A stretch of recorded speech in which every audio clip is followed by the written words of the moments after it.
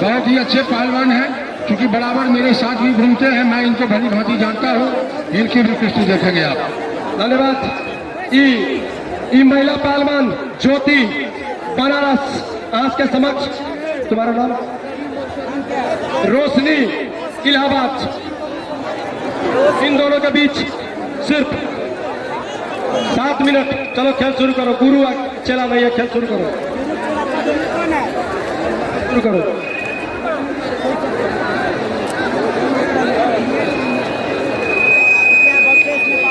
काटना भाई, देख लिया, चलो भाई लड़ो।